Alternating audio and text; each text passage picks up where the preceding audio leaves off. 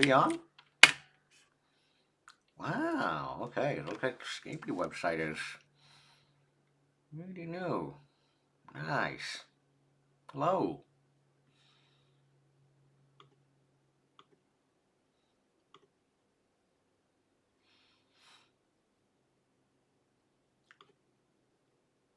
Whee! Lighting is on. Hello? Anyone there?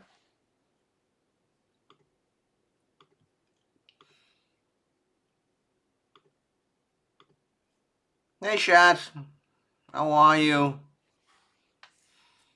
Hi, Pineapple Head. How are ya? Okay. Hey, Zen. Hey, we meet again. Alright. Mic check. Video check. Light. Check, check, 1, 2. How do we sound? Hey, Pharaoh. How are you? Mic check, audio check. How we sound? How do we sound? How do we look? Are we good? Someone chime in. It's always interesting. Twitch has always has. Twitch has always had ads. Yes, if you're a logged in user, then you shouldn't get ads. Hey, Onion, how are you? How are you? Okay, Twitch always has ads, but you have to log in for, are you a subscriber? It's free. I think that's the other thing, that if you don't want to get ads. Really? Interesting. No, Twitch always has ads. Nothing is, remember, kids, nothing in the world is free. Twitch has to make money and to pay for the infrastructure somehow. Nothing is free, remember. Alright, 431. Today's a pretty dense topic. We're going to need all the time that we can today. Hello, everyone. I am Ming Chow. I'm Associate Teaching Professor at Tufts. Yeah, hey, hide my name. Hey, keep your name. Yeah, keep that down. Yeah, keep that down. I'm not gonna. Yeah, let's not get into that conversation. Yeah, episode 3, season 8, and today we're gonna talk about how to take down the internet. Yeah, today we are going to cover how you take down the internet by way of, well, a technique that I think everyone have heard of, and certainly is a problem that is not going away. Better known as distributed denial of service attacks. Distributed denial of service attacks, DDoS. Okay, so in plain language, what a denial of service is, denying a service that you generally have access to. For example, if you cannot access a particular website or a service like email, but everything else like that you typically have access to works. Okay. Um, sometimes denial of service can be inadvertent. For example, all of a sudden you cannot order something on the Amazon or, well, speaking of Amazon, or Walmart websites because apparently there is this certainly happened a few years ago when at a certain time Walmart online was selling a limited number of PlayStation 5s or Xboxes. Okay? Or very commonly, if you try to buy a very popular item like concert ticket, Taylor Swift. If you're trying to buy Taylor Swift tickets, and you can't because everyone else in the world is trying to buy that. That's an example of a denial of service. But generally speaking these days, denial of service can be it's on a more sinister level. For example, for an online course, all of a sudden no one can get onto Zoom, no one can get onto the grading infrastructure, the list goes on. So denial of service is the idea of not having access to a service that you generally have access to. But these days, it's not just called denial of service, it's called distributed denial of service. It's called distributed denial of service. But what's that first D means? Well, I'm going to bring up this document, this guide from Cloudflare. Yeah, so what is a distributed denial of service attack, DDoS? And what DDoS is a malicious attempt to disrupt the normal traffic of a target targeted server, service, or network by overwhelming the target or its surrounding infrastructure with a flood of internet traffic. Yeah. Um, so, didn't we do that? So, I think we kind of did. Well, actually, yeah, just can we go over how to launch a DDoS attack during the final exam? Don't you do that anyway? I mean, that happens all the time when homework assignment is due. I mean, that happens all the time. It's just have a lot of computers and just flood a particular target with a bunch of traffic. That's all that there is to it. Yeah, I mean, this stuff happens all the time. Just get a lot of people with get a lot of computers and flood a target with just a ton of traffic. That's it. That's all that there is to it. Okay? DDoS attacks achieve effective by here it is by utilizing multiple. But here's the thing: compromise computer systems as sources of traffic. Now, how in the real world happens is usually these compromised computer systems are just like hacked computers. Exploited machines can include computers and other networks resources such as IoT devices. Okay, um, yeah, I mean you do that all the time. I mean hide my name 999. But now the question is, okay, even if you have hundreds of people, hundreds of computers flooding that server, is that enough? Well, it depends. It depends. Um, so what do you need? What do you need to conduct a distributed denial of service attack? You're going to need a lot of computers and networking bandwidth, traffic to flood a target. That's it. Like conceptually, that's it. That's all that there is to it. Really? Well, yes, generally speaking, but what are the techniques? The techniques is where things get interesting because you can, I mean, what is it? The more data or the more traffic that you slam a target with, the faster or the higher chances it will go down. Perhaps now it is a good time to talk about, okay, conceptually, how would you conduct a modern distributed denial of service attack, assuming you have access to a lot of computers. Okay? This is one of my absolute favorite articles. It was written over 10 years ago, but it is still extremely relevant. Okay, this is extremely relevant still up to this day, as you will see. So, there is a type of distributed denial of service attack that is called an amplification attack. Amplification attack is this: the more computers that you use for attacking, also known as the more firepower that you have, the more traffic you're going to be able to send and bring down a target or a system or an infrastructure. That's what amplification is. Okay? So how was this done back in the ye good old days? Amplification attacks are a way for an attacker to magnify an amplification attacks are a way for an attacker to magnify the amount of bandwidth they can target at a potential victim. Imagine if you're an attacker and you control a botnet, a network of owned hacked computers capable of sending 100 megabytes per second of traffic. This may be actually okay to knock off a few websites now, but it's still very small, very trivial amount of traffic in the world these days. Okay, in order to increase your attack volume, you could try and add more compromised machines to your botnet. This is becoming increasingly difficult each and every day, despite the fact there's so much crap out there on the internet.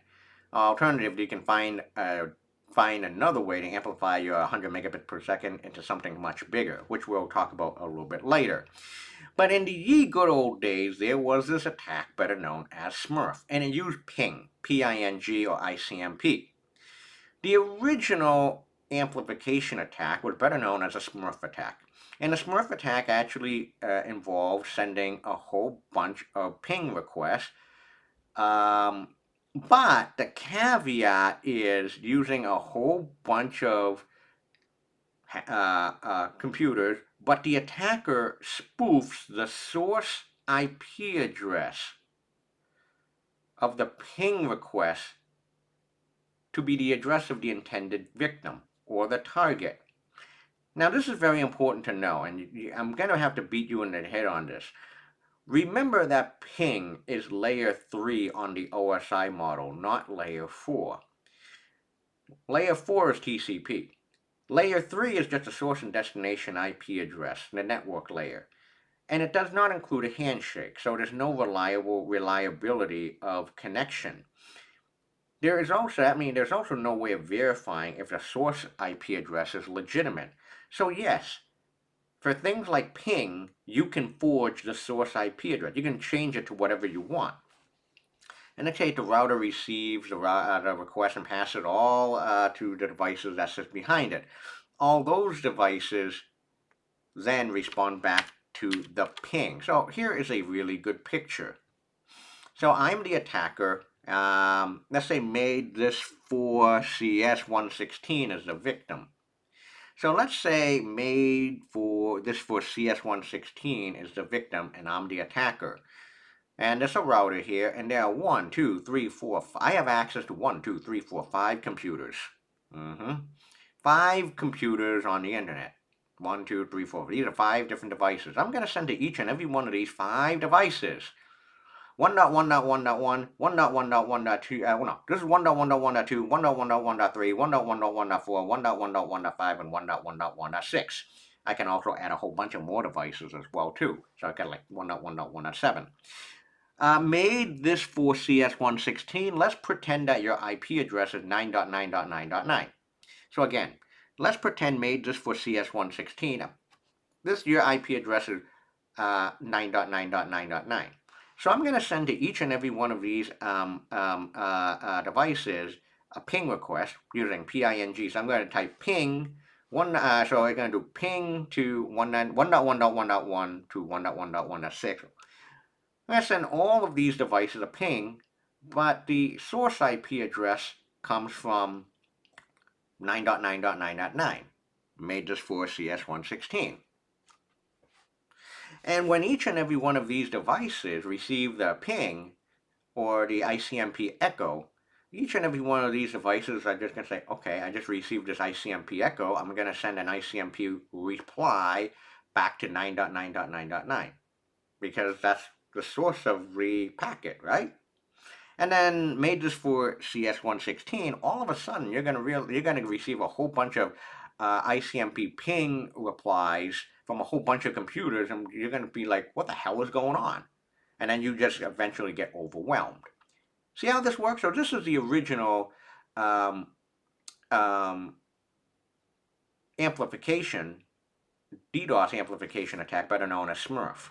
And this is one way to actually overwhelm a victim, using the ping protocol, using spoofed source IP addresses. Okay? I remember one of the early victims of the Smurf attack was the White House. Yeah, the White House was a victim of the Smurf attack. This was like in the late 1990s. But here's the thing. Using ping to conduct a distributed analysis service attack these days, this is largely a thing of the past. And the reason is a lot of network operators, a lot of routers, and even a lot of computer systems like Mac OS, you have the ability to turn off and not respond to ping requests now. Okay? However, the idea of using a whole bunch of computers, spoofing the source IP address of the packet, and sending a lot of data to a victim, or sending data to a victim, it's still extremely relevant these days. Okay? Hey, HashCloud, how are ya? Been a while. Okay? So, okay, we can use this similar idea. We're going to still assume that there's a victim here. ICMP is like knocking on a door, but not necessarily connecting with anyone inside the household. Yeah, that's exactly it. It's like knock, knock, knock. That's it. ICMP is just like, hey, are you there? That's it. Hello, that's it. Okay, so far we're going to assume that we still have a whole bunch of devices, but we can do something more sinister now. Why don't we use something else? We're not going to use ping, but you also need to use a protocol, a certain protocol that also does not require any handshaking in that you can spoof the source IP address. The only difference is you can send a ton of data. And one of those criteria, so here it is, there are two criteria for a good amplification attack vector. Number one, the query can be set with a spoof source IP address by way of a protocol like ICMP or UDP that does not require handshake. And number two is that the query, the response to a query is significantly larger than the query itself. Okay, that's pretty good. Domain name servers is the yellow book of the internet. Okay, I'm going to ask someone here. What is your favorite domain name? Someone here. Give me your favorite domain name.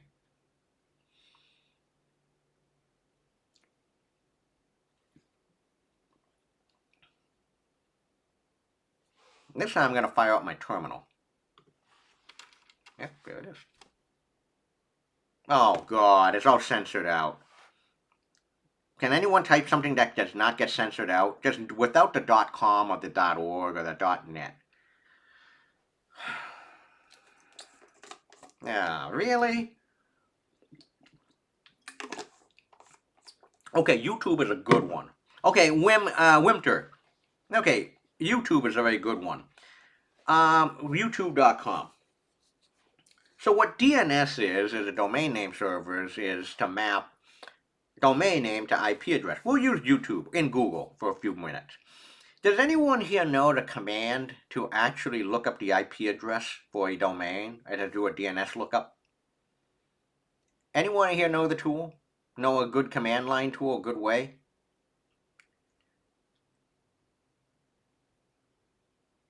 No, not who is. Ooh, hey. No. No, not who is. Actually, who is does not work, because that's directory information. This is a very specific case. I need IP domain name to IP address. APT student 04 or the Pharaoh. Okay, dig. Dig is a DNS lookup utility. Okay. So if I want to look up the DNS information, I do a DNS lookup for YouTube. Okay. All I need to do is dig youtube.com, and the result is going to return me like a list of IP addresses and other information. Now, a question for each and every one of you. I'm going to clear the screen and I'm not going to type the enter key. I'm going to type dig youtube.com. The question is, how many characters are in this input? Dig space youtube.com. Can anyone count the number of characters? This is very important. So dig space youtube.com. How many characters is this?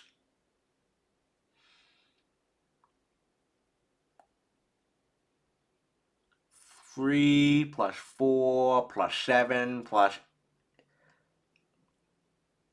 Okay, 15 to 16 characters. Okay, 3, 4, 5, 6, 7, 8, 9, 10, 11, 12, 13, 14, 15 characters. Or 16. Okay, somewhere around. 15 to 16 characters. 15 to 16 bytes, that's your input. Okay, now I'm going to do my finger, I'll type the one, do a magic finger salute. I'm going to hit the enter now. Watch what happens. How many characters is this? Oh, shoot. How many characters is this?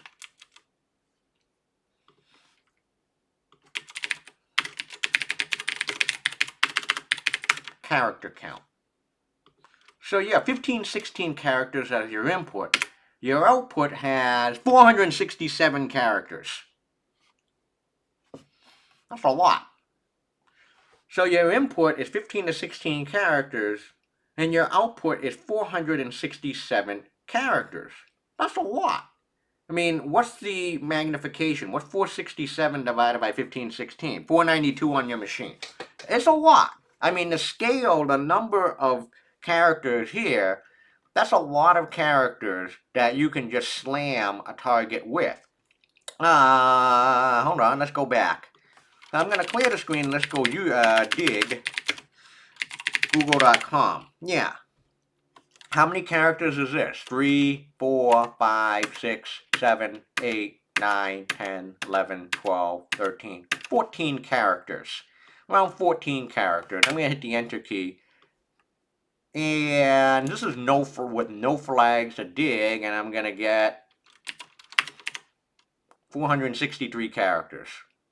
Again. Alright. Or 460, okay, something like that. It's a lot. I get a lot of characters. Okay? I get a lot. That's a small input, really big result. So if you do a calculator, so what is it? 463 divided by, what was it, 12 or something? That's a 38 time magnification. Not bad. And that's the whole gist of DNS amplification. Okay? DNS queries are typically transmitted over UDP, meaning like ICMP queries, a ping, used in a Smurf attack, they fire and forget. As a result, the source attribute can also be spoofed, and the receiver has no way of determining its veracity before responding. DNS is also capable of generating a much larger response than the query. So, for example, this is what we just did. If you type in this tiny query, we didn't use any flag, and you get back a really gigantic response. That's a lot. That's a lot of data. That's a 64-byte query that resulted in a 3,223 byte response. In other words, an attacker is able to achieve a 50 times amplification over whatever traffic that they can initiate to an open DNS resolver. Note, ironically, that this is how the effectiveness of this attack based on the size of the response is made worse if you actually include things like DNSSEC, a protocol designed to make the DNS system more secure. Open DNS resolvers are still available all over the internet because, well, people need DNS systems, need DNS servers out there to translate domain to IP address for anything like web browsing to work correctly. Yep. Ming, did you take CS40? And the answer is no, I did take CS40, but it was nothing like. Why did you ask? I wish I did. I wish I took the modern version that Norman Ramsey actually created. But I took a joke version of CS40 at Tufts back in the days. Why did you ask? It's a good question. Yeah, I really wish that I did take the modern version of CS40. And unfortunately, this DNS amplification attack is still a way to bring down a lot of targets out there, because now you're able to slam a target with just so much data. Like so much data. Yeah, made this for CS116, CSS116. Why did you ask? I'm curious. I wish I did take the. I've always said I always wish I took a course with Norman Ramsey, my good friend Norman, who's now retired. Yep, I see him all the time. So you may be wondering how easy it is to do DNS amplification. Can you do it programmatically? And the answer is we're going to show you how you do a DNS amplification later on today. But before we do that, you may be wondering, how are we going to do it? And also this leads into a little brief conversation about lab number 4.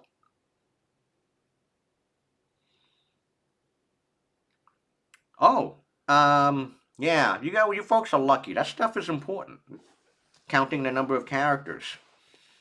Yeah, those things are important. In a bit, I'm going to show you DNS amplification. But before we got to do that, you have to learn the tools and techniques on, like before you learn how to actually do a DNS amplification attack, I got to introduce to you to a tool that you're going to need. We're going to use Python, the programming language. We're going to use Python, and we're going to use Scapy. Scapy.net. Yeah. Scapy is free and open source. Documentation can be iffy at times. Okay. Scapy. What Scapy is a packet manipulation tool. Scapy is a powerful interactive packet manipulation library written in Python. Yep, spam.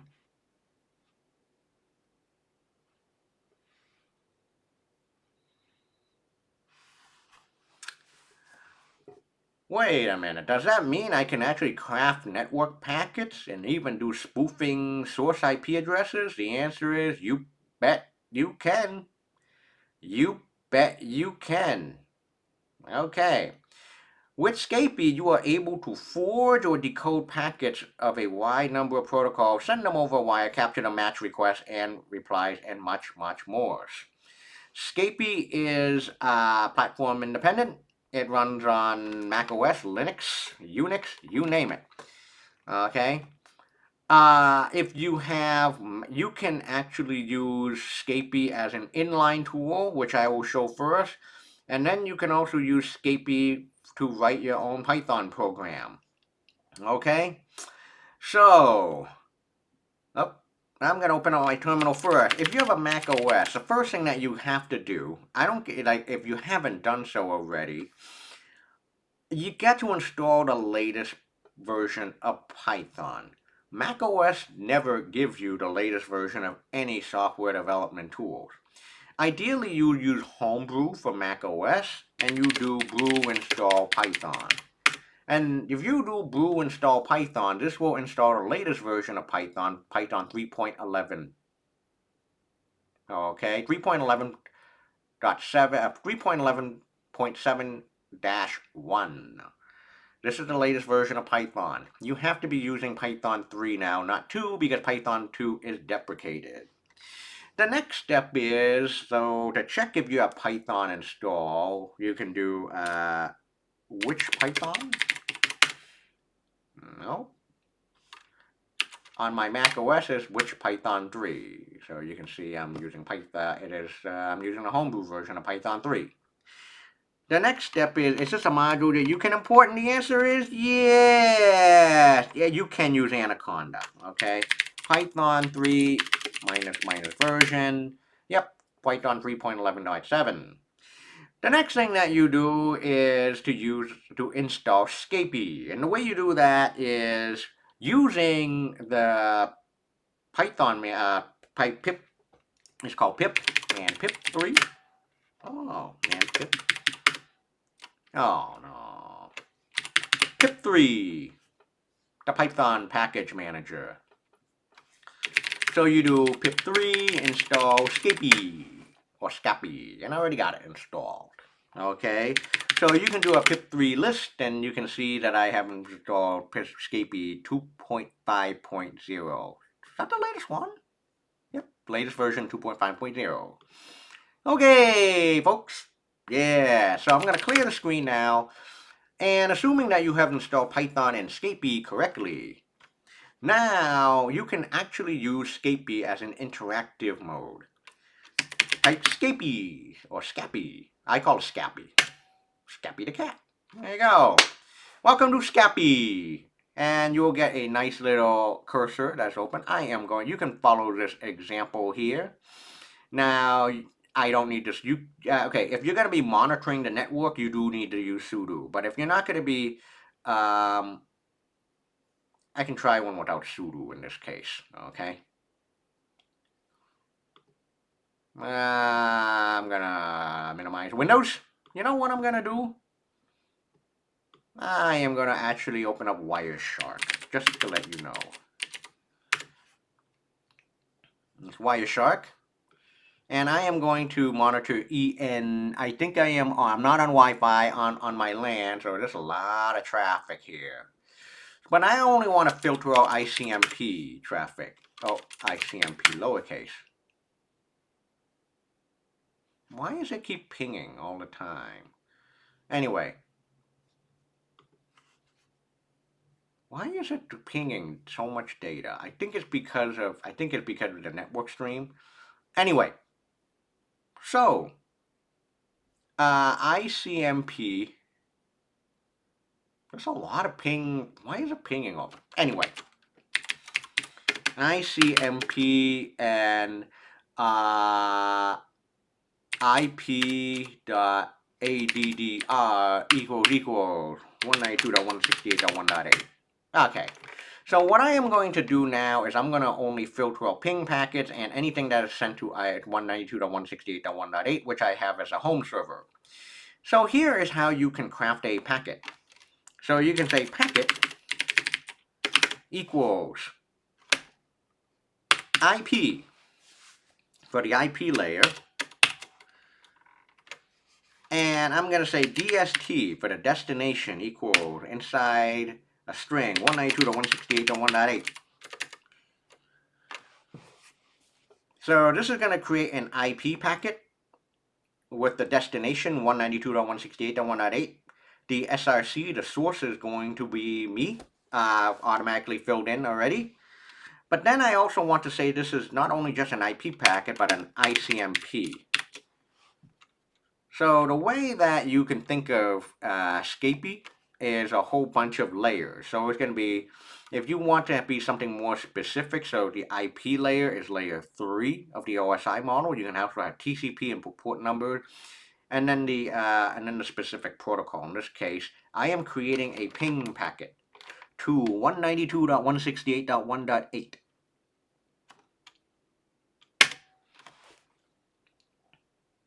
Okay, I created a packet, but you also need to send it. So you can type something like a send function. You can type send, okay, and watch what happens. Sent one pack. There you go. And look at what happened in Wireshark. Look at that, folks. I sent the packet at the source of my source is 192.168.1.244. The destination is 192.168.1.8. Notice that I got a ICMP. I made a request and we made a reply. Can I do this again? Bing! Yeah, request reply. Do it again. Hold on. Hit the up arrow. Bing! Request reply. That is single. This is sending one single ICMP packet, ping packet. You can see it works under the hood. Yeah. Well, wait a minute. Whoa, whoa, whoa, whoa, whoa, whoa, whoa, whoa, whoa, whoa. Okay, this is easy, right? Kind of. Not really. The documentation can be an interesting read. Can I actually set the source IP address as something else?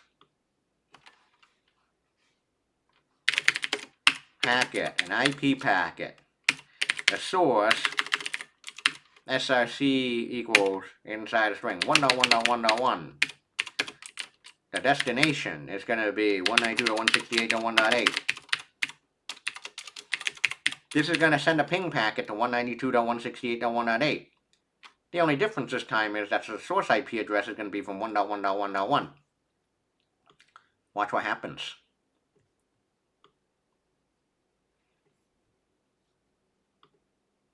I'm going to hit the enter key now. Oh, I had to send it. Notice what happens in Wireshark.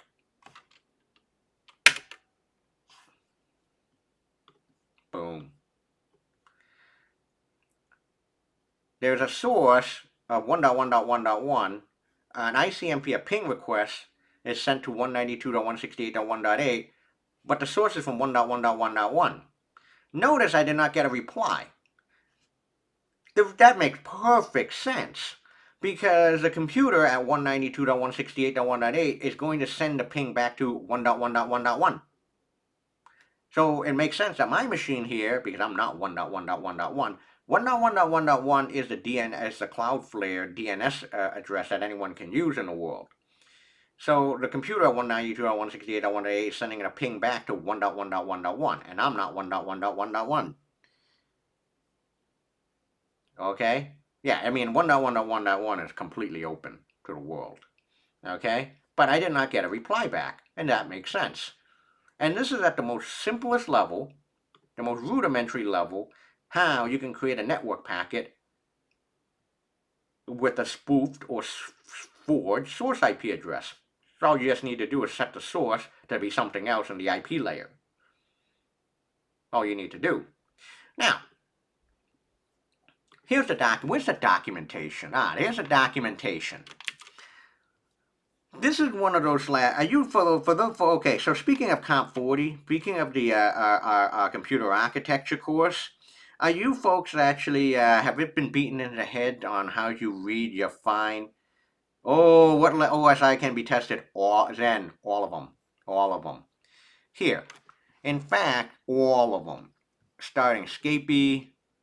Yep. Okay. First step, let's build a packet and play with it. Here it is, the slash stacking layers. This is the Zen question. The slash operator has been used as a composition operator between two layers. When doing so, the lower layer can have one or more of its default fields, overloaded according to the upper layer. You can still give a value that a string can be used as a raw layer, and and so you have IP protocol that has a TCP protocol. So this is a real TCP IP packet. You can use raw. You can also read PCAP files, graphical dumps. So here's what you can do. You can set layer 2. Oh, here it is. This is for Zen. You can set layer 2, layer 3. This is like layer 4 stuff. And even like layers 5 and 6 and 7 things here. Pretty cool. Hex dump, you can actually, can you do that? Have a hexadecimal dump? Can I do that? Hex dump a packet. Yeah, look at that. I can get a hexadecimal dump. Yeah, this is why the stuff that you learn in CS40 in the computer architecture course and assembly language becomes really important. Packet.show. Oh, yeah. How about this? Packet.show. Yeah, you can see all the breakdown to layers. This is an IP layer, IP packet with a source and destination IP address. And the ICMP details. Yeah. Generating sets of packets. You can go to loops and all that other stuff. Sending packets. Fuzzing, injecting bytes. Now, so for those of you who actually asked me if I was taking, if I've taken the computer architecture course, it's great. Because just a lot of the stuff you're going to see here. You can do sync scan as well. Do sync scans. You can do all sorts of fun. You can write your own protocol, add new protocol, one-liners, even actually write a tool to detect malware. So the documentation can take some time to grasp, but for the fourth lab in this course, you're going to build an incident alarm. Oh shit, I gotta upload that. Oh dear. Oh, my bad. I need to upload the snake alarm, the snake oil.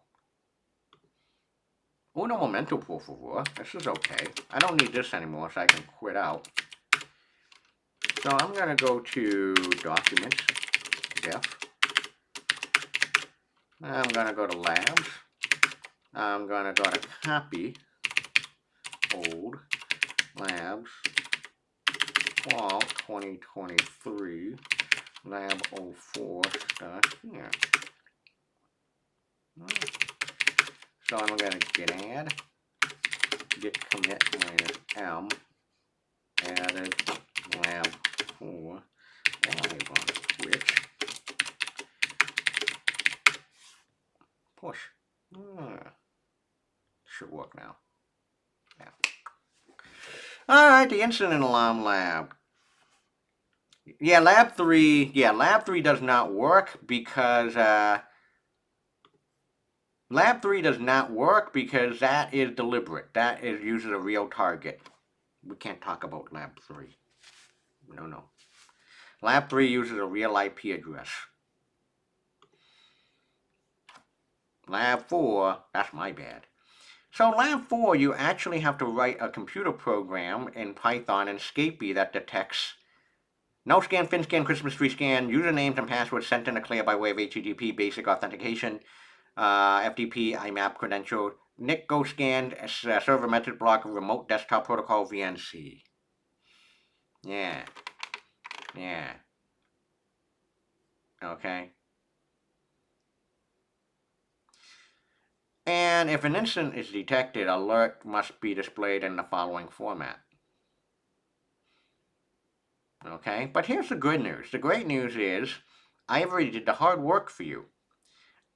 What you need to do for lab number 4 is take the working alarm.py that I have provided to you.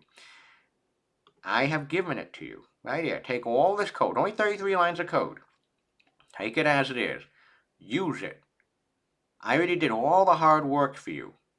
And all you need to do is to modify the function packet callback. And I don't know who forgot who it was, but if I had to import Scapy, yep, we did that already. And this is an example of a program that already imports Scapy. So your job is to modify the packet callback function. What has been written for you is the handling of the parsing of the command line, argument, reading the PCAP file, and sniffing a network. I did some of the hard work for you folks. Now, okay, so what you do is do a copy of all this code, paste it into an alarm.py, save it to your computer. And I got one right here. I have alarm.py, and also I have downloaded set1.pcap. Okay. And the initial starter code, there it is. The initial starter code is already here. So this is a program, this is a Scapy program, and all this is going to do, what's going to happen is, again, you don't modify the code below. All you need to do is to modify packet callback. One very important thing to also note, you don't even need to write secondary functions for code modularity. You don't want to do that for anything dealing with network stuff because network programs have to work as fast as possible. So for each and every packet in a PCAP file or on a live network, each and every packet goes to packet callback function. Yes, for each and every packet in a PCAP file, if you use this alarm.py to read in a PCAP file, each and every packet will go to the packet callback function. So how you actually work this out is the following. Now clear the screen. So you do Python 3 alarm.py. If you just type this in, it's going to go to default sniffer mode. This is what you don't want to do. If you're going to be starting out, clear the screen, do Python 3 to test if your alarm work, and it should work. The starter code should work. -R for read in a PCAP file, read in set1.pcap. And it's going to bring out nothing. And that actually makes sense. So here it is. I'm on my desktop. I have alarm.py and set1.pcap. So if I do set2.pcap, that's not going to work because set2.pcap, yeah, there's something wrong reading set2.pcap because set2.pcap it's not in here.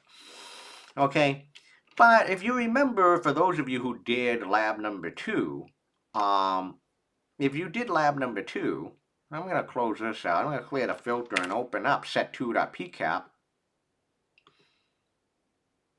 Go to my desktop. Set1.pcap. What's going on? Why is it taking forever?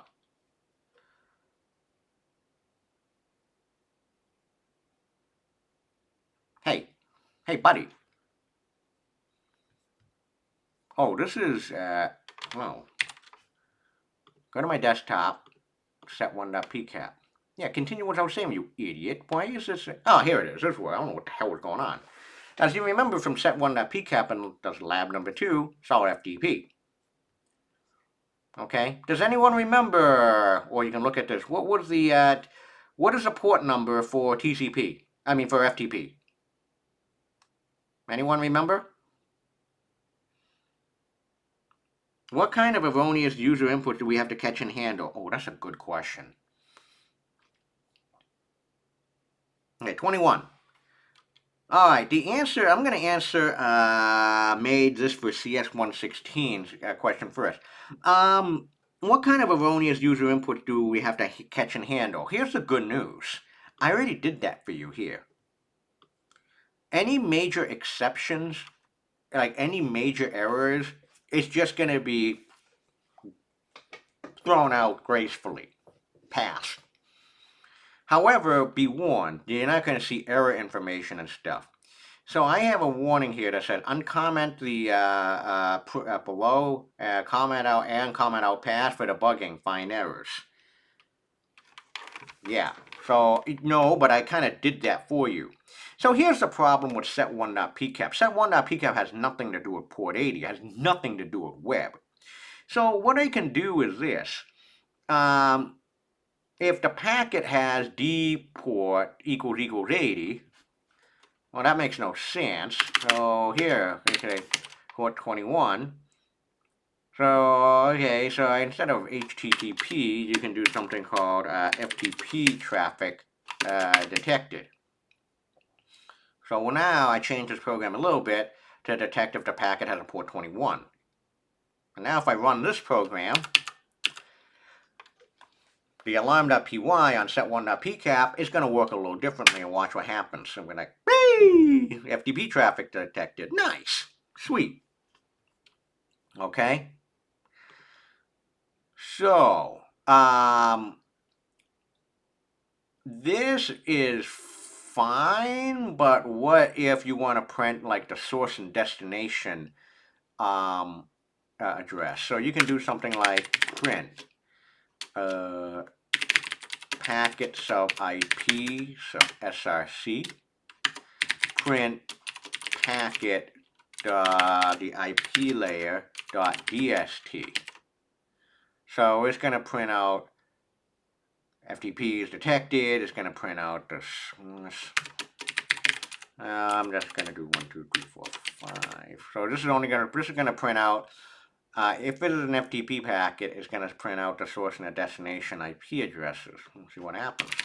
On the screen, hit the up arrow, try to scan, watch what happened, and yep, there it is. You can see the source and destination. Yeah. Okay. You can also print out, instead of just source and destination. What was that function in the Scapy documentation that you can print out, like all the layers and stuff? I forget what it was. That you can print the breakdown of the packet. Yeah, we just did it moments ago. Packet.show. Yeah. Watch what happens. So instead of printing all this stuff, I can do, when you're going to be doing this for the first time, everyone have said this. Lab number 4, the most hours you spend on it, people usually spend, it can range, but I think on average is like on the low end is 6 to 8 hours. But most people say, yeah, I just spent like 6 to 8 hours learning Scapy and Python. But the actual coding of Lab 4 was like 30 minutes. Now if I do packet sub show for an FTP packet, let's see what happens, folks. Yeah, here it is. You can print out source port, destination port. You can print out all these layers. Ethernet, IP. Yeah, there's a whole bunch of things here that you can print out. You can even get the payload. Oh, here it is. Look at this load. Print TCP.load. Okay. So you can print packet TCP .load. See what happens. I don't think this is going to work. Woo! Binary data. There it is. But if you print out exceptions, you're going to get a lot of crap here. So you print out all the exceptions, you're going to see a lot more errors. Why is that? The reason is that a lot of packets may or may not be, a packet may or may not be TCP. Yeah. So here, yeah, you can take a look at this program working with set1.pcap. Yeah. So I did all the hard work for you. Be really honest with you. Again, the most difficult part of learning of this lab 4, this writing an incident alarm, you're probably going to spend a lot of time learning Python and Scapy. That can take a few hours, if not a number of hours. The actual coding of lab 4 is tiny. Yeah. Hey, I'm definitely a dog. I want to let you know I'm sorry, man. In the real world, you will be believed that while working with C and C++ is still a thing, like if you work for Rockstar Games or any place that does with low-level stuff, you do make files, but a lot of places use Python. A lot of cybersecurity institutions and companies use Scapy and Python because, well, it's fast. Yeah, you spend more, Zen. Yeah, you do a lot more. Alright, folks. Hey, that's all I have in terms of for me, but don't take it from me. I think this is a time where I just want to send it over to the pros to do it. And now it's my honor, I want to introduce you all to the legendary John Hammond in cybersecurity. John Hammond is a friend. John Hammond, is that him? Yep, John Hammond. John Hammond, a friend. He's a friend of ours. Also had a huge presence on YouTube. And he gave a presentation on taking down the internet with Scapy back at DEF CON at the Packet Hacking Village in August of 2020. While it's a DEF CON that was completely virtual and one that I never want to talk about again, he did actually give us a lasting gift, which is a presentation on how to actually take down the internet. And now I'm going to turn it over to John. I'm going to show in here. Take it away. Alrighty, hello everyone. Welcome. Thank you for tuning in. I appreciate you being here. This is a talk and presentation titled Take Down the Internet with Scapy. I'm presenting this as part of DEF CON 28 or DEF CON Safe Mode, and I'm here at the Packet Hacking Village. So let's dive into the presentation, but before we do, I've got to say this. I've said it before, I'm about to say it now, and I'm certainly going to say it again many, many times throughout the presentation. Thank you. Thank you for being here. Honestly, seriously, like, I know things are a little crazy and weird and not how we're used to them being at DEF CON, but thank you so much for being here. Thank you for tuning into this talk. Thank you for being a part of all this. I usually say this at the end, and I'm certainly going to, but now especially, I think it's really important. Just thank you. Thanks for being here. I really, really appreciate it. Okay. So the classic disclaimer, right? The start of every talk, it's just how it's got to start. These are my words, not my employers. I don't represent them. I'm not speaking for them, etc. This is stuff that I wanted to bring to you, me personally. Other disclaimer, don't or do try this at home, right? Anything that we talk about, anything that I showcase here, obviously it's a talk titled Take Down the Internet. Don't actually do that, or maybe do it at maybe your own small scale lab environment, etc. You can tinker with it and explore with it, but don't actually take down the internet, right? Cool. Next, your mileage may vary. I bring this up with everything that I kind of try and showcase, look, I'm talking about it and I'm showing it to you. Maybe you'll have different results. Maybe something will work differently or strangely in the way that you do it if you do this sort of thing. I can't promise, and I don't mean to make this any written in stone gospel or anything. The stuff that comes out of this talk, it might be different for you, and your mileage may vary. Okay, last bit. We're the good guys here, right? We talk about security. We talk about cybersecurity. We break things for the sake of making them better. We hack for good. And I want you to do the same. The stuff that we're going to talk about and showcase in this presentation, maybe it's a little bit on the different side of the fence. I want to reiterate to you and kind of enforce it, hey, hack for good. Okay, obligatory introduction, right? Who is this guy talking at you? Hello, my name is John Hammond. I'll try and run through this quickly because I know no one cares, not even me. I used to just do some stuff with the Department of Defense Cyber Crime Center and their Cyber Training Academy, and I also work with the Defense Threat Reduction Agency as a kind of a red team cyber operator. Right now, I'm working as a senior security researcher over at Huntress Labs. Again, not speaking for them. These are my words, not theirs. And in my free time, I like to play a little bit of Capture the Flag. I like to develop and create and host Capture the Flag events or competitions or exercises and training sets to try and make people better, to try and improve everyone's cybersecurity skill. On that same coin, I do produce some cheesy YouTube videos.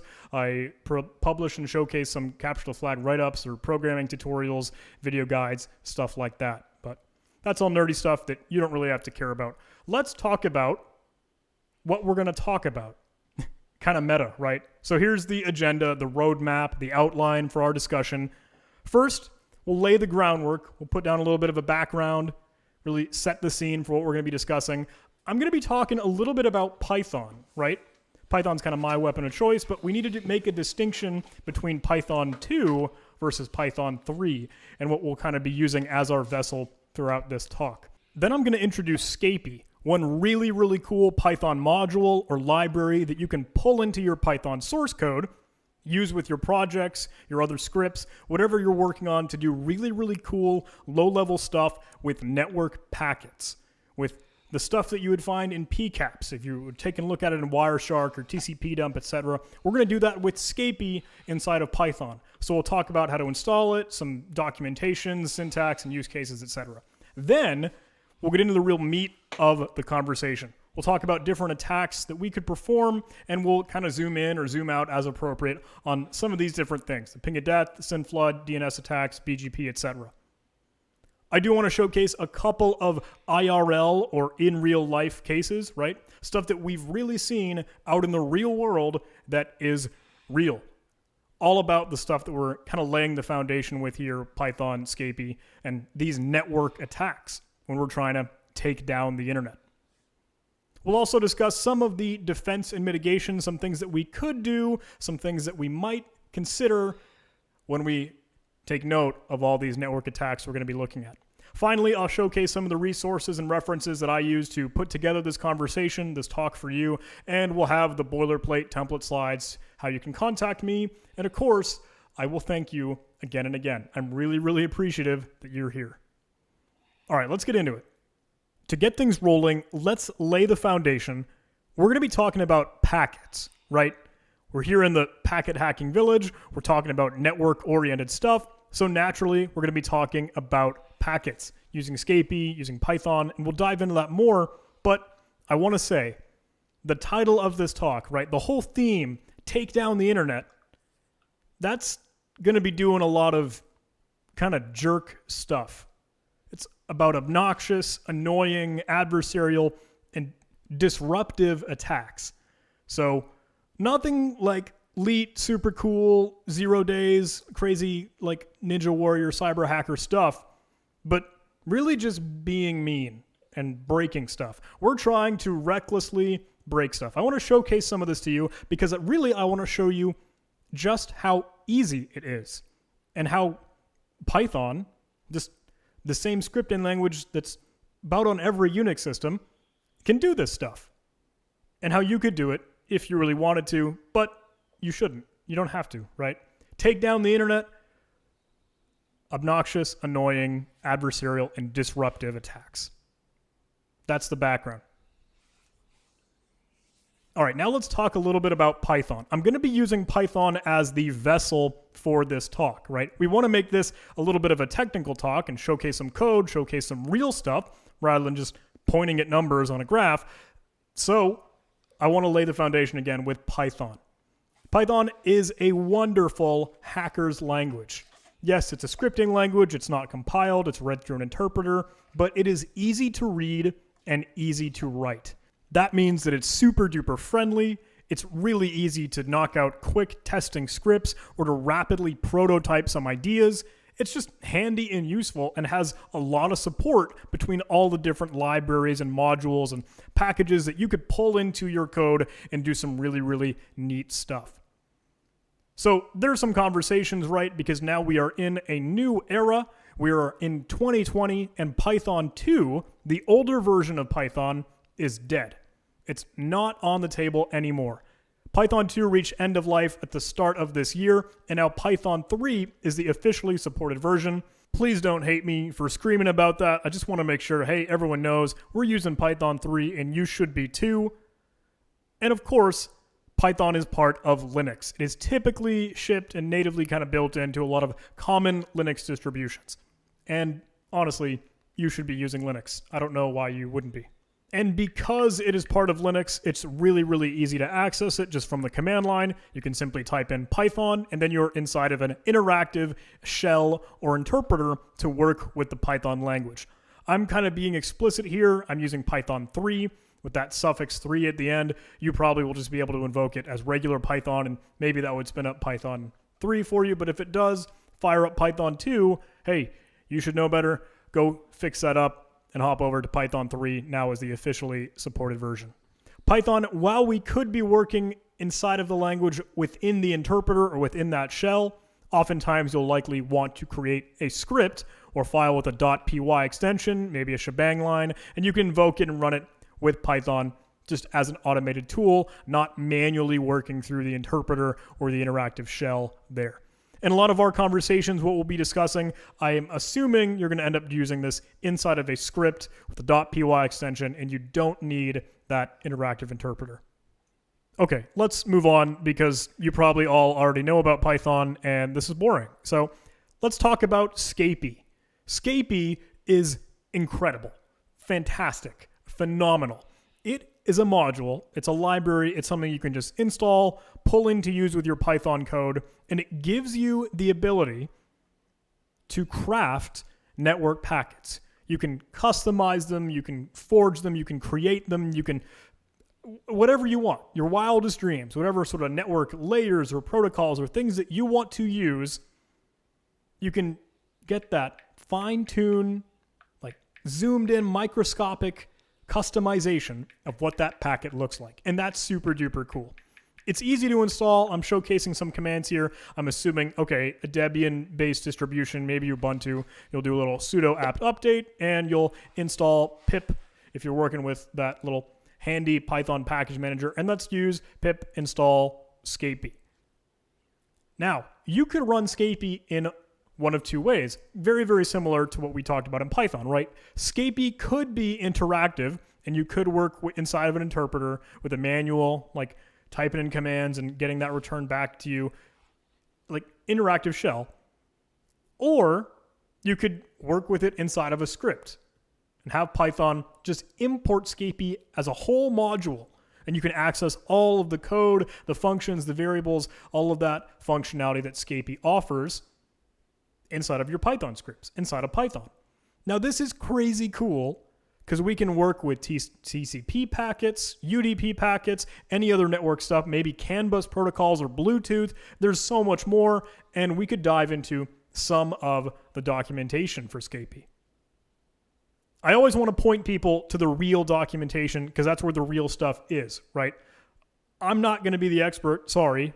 I don't think you would call yourself the expert, and I'm not saying that to be mean. I'm just trying to say the source code is the truth, right? The documentation is the real accurate stuff. That's what's really there, really built in, and the official source It's what's good to go to when you need help or you're trying to learn something new. Obviously, there's a man page for the command if you wanted to fire that up. Obviously, they've got an online web presence. You can check them out at scapy.net. And they have official documentation over at Read. They have some good with the module. You're working with Python objects, right? The same way most everything in Python really is that you're interacting and working with an object that has methods and properties and all these attributes and things you could work with that are really under the hood, right? Functions and variables, just with a kind of a different decorated name. But being object-oriented means we can do some kind of nifty things with it. Maybe not all the time. I'm not trying to say OOP is the way, but it's nice to have that kind of built into the language when necessary. So you can see I'm working in like a little bit of a script here, right? I've got a shebang line set up. I'm going to work with Python 3 as my interpreter. And I'm going to use that from scapy.all import everything, or the asterisk, the star, the wildcard, to pull in everything that Scapy module has into my current namespace so I can interact with it and I can work with it through Python. So here I'm going to create an object or a little variable, ping equals, and the IP, this big class name, right? You can see the capital letters there. That's going to return a Scapy object, and it's going to be a packet, and I can define how that packet looks. Maybe I don't want to use an IP, or maybe it's that specific header for that protocol. I could zoom in on other things between TCP, UDP, HTTP, or anything else. And Scapy already has support for all those crazy cool protocols and layers, and you could just pull them in and work with them. Or if you really wanted to, you could go do a little deep dive, get in the internals, and build your own. So note inside here, I'm creating this IP object and I'm passing in a keyword argument. I'm saying DST, or the destination IP address. I've simply set that to a string 192.168.1.1.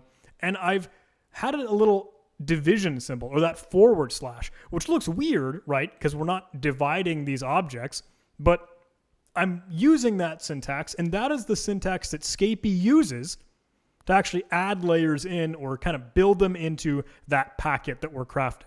So now I'm going to say this is simply going to be an ICMP packet or ping packet, right? I've assigned that to that ping variable or the object, and I'm just going to print that out on the screen. If I were to run that script, check out down below. Now I have that kind of B prefix to note that this is a binary string, or I'm just including real raw bytes here. And that \x, the \x everything, all those are the bytes to this packet that I've just formulated and created in a super duper simple way, right? It literally took one line of Python code, and now I have a ping packet. And I could do this. I could send this packet. I could receive the information that comes back, maybe a little echo, a request, reply ping. That's very, very cool. All in a script, all automated and extensible, whatever way that I want, and super duper short, right? One line of that Python code, easy to read, easy to write. Obviously, Scapy is abundant, and there are more examples of this sort of thing on their website and their documentation. And that's really, really why I'm pointing you all towards it, because that's where the good stuff is. We're going to cover some cool stuff in the talk, but if you want to go deeper, learn more, do some more research, I'd recommend, hey, go check out that documentation. Okay, last slide on Scapy. Now let's get into the good stuff. Let's get into the really cool attacks that could potentially take down the internet, right? So we'll start small, we'll start with some simple things, and then we'll slowly kind of zoom in onto more complex stuff. But just to kind of whet your appetite, let's start with the ping of death. Interesting name, right? So the ping of death attack is a denial of service attack where the attacker will stop a machine by sending a large ping packet. So large, in fact, that the machine can't handle it. It'll choke. There's so much data in that packet that the machine doesn't know what to do with it, and it'll freeze up or just fall over or crash. We talked about ping packets in the previous example, or that script and source code that I showed you earlier, when we were looking at that ICMP protocol, or the Internet Control Message Protocol. So typically, ping packets are very small, but IPv4 ping packets can be much larger, up to the maximum allowable packet size of 65,535 bytes. Some systems might not be designed to actually handle packets larger than this maximum, and they might be vulnerable to packets at that size, and they're sensitive to it, they'll choke, and they'll fall over. When this large evil packet is sent from the attacker to the victim, the packet becomes fragmented into different segments, each of which will be smaller than the maximum size limit. When the target and victim actually attempts to put these pieces all back together, eventually that total size will exceed that maximum size limit, and maybe a buffer overflow occurs or something goes wrong and that machine can't handle it. It'll freeze, it'll choke, it'll crash. So we're using this example where the ICMP echo or that ping packet could be used for this attack, but really anything that sends an IP datagram that can hold more data or can have this attached information that extends beyond that maximum size could be used for this attack. That could be TCP or UDP or any IPX stuff. Admittedly, the ping of death attack is kind of old and a little outdated, but I think it works as a really cool and simple, quick jumping off point or starting point for us to take a look at some of these evil, nefarious things that we could do with Python and Scapy. So with that said, let's take a look at the source code here. You can see I'm using the send function, which is part of Scapy. We say we've imported everything into our namespace. You could also send just one packet and receive the information back, or send packets inside of a loop. But for just one quick shot, firing the gun, we can use this send function here. We'll create a fragment, as kind of we discussed earlier. Okay, sending fragments that might be rebuilt and reassembled by the victim machine that could potentially cause it to crash.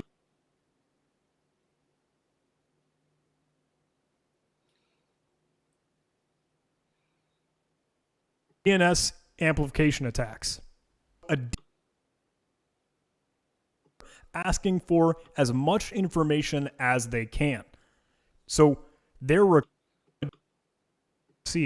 or the source IP address, and make it look like we are coming from a different location. We can spoof our IP address super easily with Scapy. And we can use that as a segue into the next attack, DNS amplification attacks. A DNS amplification attack is a really interesting technique that abuses the regular functionality of DNS, or the domain name system, to again overwhelm, spam, and flood a target or victim machine. The way that this works is that the attacker actually sends a legitimate regular request to a DNS name server asking for as much information as they can. So their request is a regular kind of small, tiny packet just asking for information, and the domain name server will respond with as much information as possible, and that way you get a much larger packet in response. The trick here is that with this DNS amplification attack, the attacker sets their IP address, the source, back to the actual victim or the target server that they're aiming to overwhelm and choke. You can see this here in the source code, right? We're defining, again, another object or variable to keep track of our packet. We're defining an IP header, but interestingly enough, we supply that src keyword value, or the source IP address of the packet that we're going to be formulating. Note, this will act as our victim. This is the target machine that will have the domain name server send back that large request. You can see again our division symbol or the / to add new layers, and we're adding a UDP packet portion, right? We'll set the D port or the destination port to 53, the default port for the domain name system or DNS servers. And what we're going to query from this DNS is anything we'd particularly like. Here, I'll just ask for anything regarding google.com or that domain. You could, of course, ask for any type or any resource record you'd like, an A record, a text record, a CNAME record. Generally, with this attack, you could expect to see the attacker request for any, as in return all of the resource records you could give me.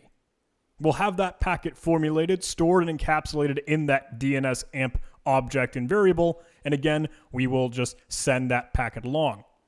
The DNS server will respond accordingly. It will give all the information it can, but send it to that source IP address, not our actual attacker. That will flood and overwhelm, choke that target victim server. Obviously, you'd want to have more than one attack or one attacking machine doing this. You could perform this distributed denial of service, right? That DDoS, or send this request multiple times. But I think this attack is really cool and really interesting, right? If you put it in kind of layman's term or a normal human explanation, say you are at the drive-thru ordering some fast food to go or whatever the case may be. Let's say you ask the person or the teller that's chatting with you and taking your order, I want one burger or I want one drink or whatever. Typically, that job of the teller will read back your order, right? So envision this scenario. You as the driver, right? You as the attacker, you say, I want everything on the menu. And then before they can read your order back to you, you drive away and let that next person go ahead and actually hear all that information. So while you just asked for a small tiny thing and a simple, hey, give me everything you've got, the next person or your target or your victim is going to be read and enumerated and receive all of the information. So maybe, I don't know, what a 1 scale for your packet could respond to a 10 in the response and what that teller will read out to that other person or that individual. Kind of cool. And obviously, another added benefit to this is that the attacker is performing this attack indirectly. They make this request out to an open and accessible DNS resolver, and it will respond and just send that information out to the actual target or victim themselves. The attacker doesn't really leave any fingerprints or a trace on the target. It's not reaching it directly. It is an indirect attack. You can see that here again with that syntax, but as always, Scapy is making this really, really simple and honestly really easy. Okay. Now let's talk about our finale attack. I want to discuss BGP abuse. So BGP is the Border Gateway Protocol, and that is the standard routing protocol of the internet today. That means that it's actually telling your